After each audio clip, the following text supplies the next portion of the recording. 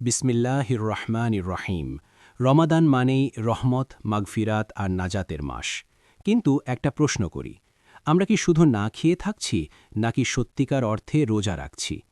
অনেক সময় এমন কিছু ভুল আমরা অজান্তেই করে ফেলি, যার কারণে রোজার সোয়াব কমে যায়। আজ কোরআন ও সহি হাদিসের আলোকে এমন 5টি ভুল নিয়ে কথা বলবো, যেগুলো থেকে বাঁচতে পারলে আমাদের রমাদান হতে পারে অনেক বেশি ফলপ্রসূ। আসসালামু আলাইকুম ওয়ারহমাতুল্লাহ।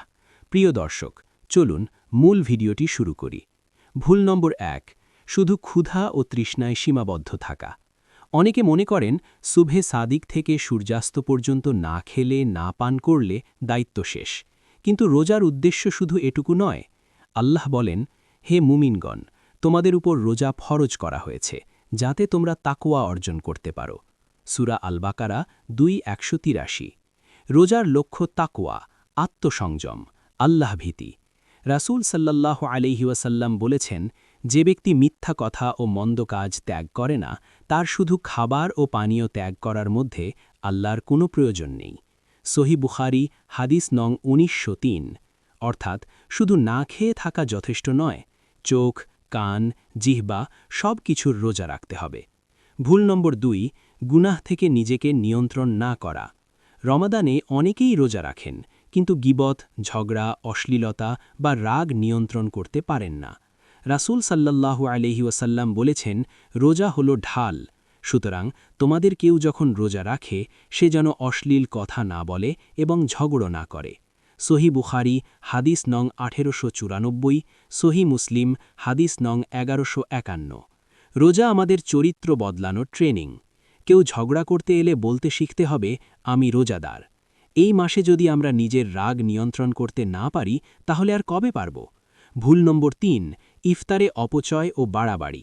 রমাদান আত্মসংযমের মাস, কিন্তু বাস্তবে দেখা যায় ইফতারে অযথা অতিরিক্ত আয়োজন, অপচয়, বিলাসিতা। আল্লাহ বলেন, তোমরা খাও এবং পান করো, কিন্তু অপচয় করো না। নিশ্চয়ই তিনি অপচয়কারীদের ভালোবাসেন না। সূরা আল আরাফ 7:31। অনেক সময় আমরা এত বেশি খাই যে ঈশার নামাজ বা তারাবিহ পড়তে কষ্ট হয়। অথচ রোজার উদ্দেশ্য পেট ভরে খাওয়া নয়, বরং আত্মাকে পরিশুদ্ধ করা। সরল ইফতার, কম খাওয়া, বেশি ইবাদত, এটাই হওয়া উচিত আমাদের লক্ষ্য। ভুল নম্বর 4, কোরআন থেকে দূরে থাকা। রমাদান হল কোরআনের মাস। আল্লাহ বলেন, রমাদান মাস, যে মাসে কোরআন নাজিল করা হয়েছে। সূরা আল বাকারা 2:185। কিন্তু বাস্তবে কি হয়?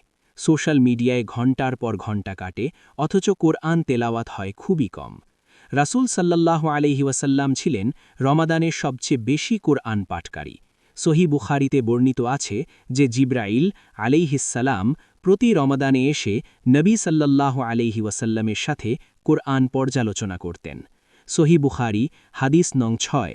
আমাদেরও উচিত প্রতিদিন নির্দিষ্ট সময় কোরআনের জন্য রাখা, অল্প হলেও নিয়মিত। ভুল নম্বর 5, শেষ দশকের গুরুত্ব না বোঝা। রমাদানের শেষ দশক সবচেয়ে মূল্যবান সময়। রাসূল সাল্লাল্লাহু আলাইহি ওয়াসাল্লাম যখন শেষ দশক শুরু হতো, তিনি তার ইবাদতে আরও বেশি পরিশ্রম করতেন, রাত জাগতেন এবং পরিবারকেও জাগিয়ে দিতেন। সহিহ বুখারী হাদিস নং 2024, সহিহ মুসলিম হাদিস নং 1174। এই দশকেই রয়েছে লাইলাতুল কদর। আল্লাহ বলেন, লাইলাতুল কদর 1000 মাসের চেয়েও উত্তম। সূরা আল কদর 97:3। আমরা অনেক সময় শুরুতে আগ্রহী থাকি, কিন্তু শেষের দিকে ক্লান্ত হয়ে পড়ি। অথচ প্রকৃত সাফল্য লুকিয়ে আছে শেষ দশকে।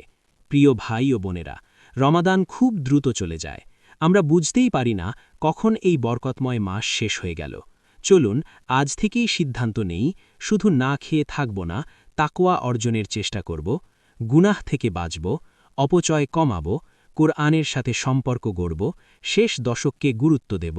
আল্লাহ যেন আমাদের রোজা কবুল করেন, আমাদের ভুলগুলোকে ক্ষমা করেন এবং এই রমাদানকে আমাদের জীবনের পরিবর্তনের সূচনা বানিয়ে দেন। ওয়া আখিরু দাওয়ানা আনিল হামদুলিল্লাহি রাব্বিল আলামিন। ভিডিওটি ভালো লাগলে লাইক দিন, ইসলামের জ্ঞান ছড়াতে শেয়ার করুন এবং এমন আরও ইসলামিক ভিডিও পেতে চ্যানেলটি সাবস্ক্রাইব করুন।